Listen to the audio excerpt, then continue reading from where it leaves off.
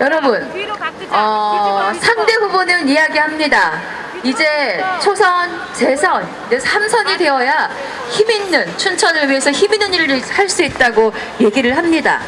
그런데 여러분, 초선 때 하지 않았던 사람이 재선 때 하지 않았던 그가 과연 3선 때는 온 힘을 다해서 춘천과 춘천 시민을 위해서 일해줄 수 있을까요? 우리가 잘 될 나무는 떡잎부터 본다고 했습니다.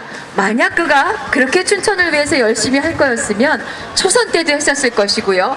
재선 때는 더 열심히 했었을 겁니다. 그런데 이제 기회를 다시 달라고 합니다. 초선, 재선 못했으니까 3선을 달라고 합니다.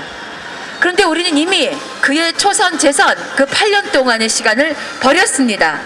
춘천의 격은 더없이 떨어졌고 춘천의 도시 명망은 한없이 내려갔습니다. 다시 한번 그 기회를 줄 수는 없습니다. 여러분이 그 기회를 다시 바로잡아 주시기 바랍니다.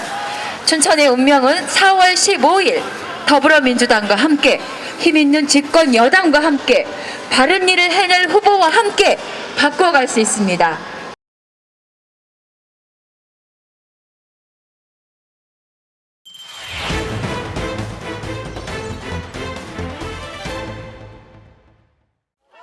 원금 손실률 최대 95%.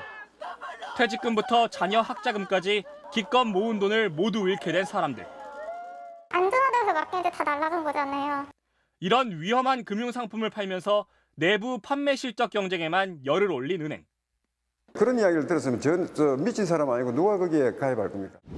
해외 금리가 떨어지면 원금조차 모두 잃을 수 있다는 걸 전혀 몰랐다는 피해자들. 이런 유사한 피해가 반복되는데도 왜 법은 바뀌지 않는 걸까요?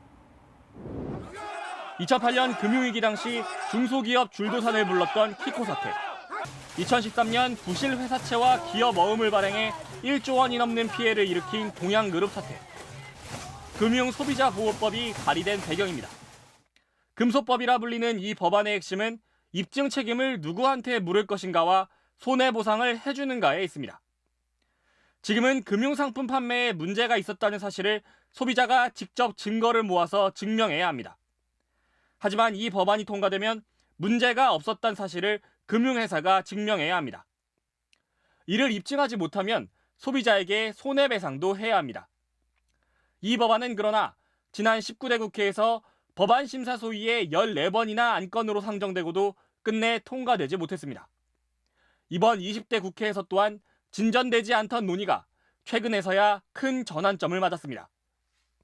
DLF 사태로 피해자가 속출하자 본격적인 논의를 시작한 겁니다. 열흘 전 열린 국회 정무위 법안 소위. 당시 회의록엔 금소법에 대한 의원들의 입장이 고스란히 담겨 있습니다. 금소법 도입에 찬성한 건 김병욱, 최운열, 이하경, 장병완 의원. 이 중 김병욱 의원은 금융회사의 잘못을 입증하려면 소비자가 녹음기를 다 가져가야 하고 영상도 녹화해야 하는데 안 된다며 금융기관에게 입증하게 하는 게 더 수월하다고 말했습니다. 같은 당 최운열 의원 또한 금소법을 도입하면 금융회사들이 문제가 되는 상품 판매를 최소화할 것이라고 지적했습니다. 하지만 반대의 목소리를 낸 의원도 있습니다. 한국당 김진태 의원입니다. 김 의원은 잘못한 것을 입증해야지 잘했다는 것을 어떻게 입증하냐며 이는 소송법의 원칙에 벗어난다고 주장합니다. 또 그렇게 하다 보면 어디 무서워서 금융상품을 개발할 수 있겠느냐며 기업 활동을 위축시킬 거라고 밝혔습니다. 결국 금소법은 이날 법안 소위를 통과하지 못했습니다. 소위에선 관례적으로 모든 의원이 만장일치로 동의해야 법안이 통과되는데 김 의원이 반대 입장을 명확히 했기 때문입니다. 김 의원에게 더 자세한 이야기를 듣고 싶어 인터뷰를 요청했지만 지역구 일정을 이유로 응하진 않았습니다. 이런 상황 속에 애가 타는 건 전 재산을 거의 날리다시피 한 서민들. 우리 은행장님, 하나은행장님 다시 묻겠습니다.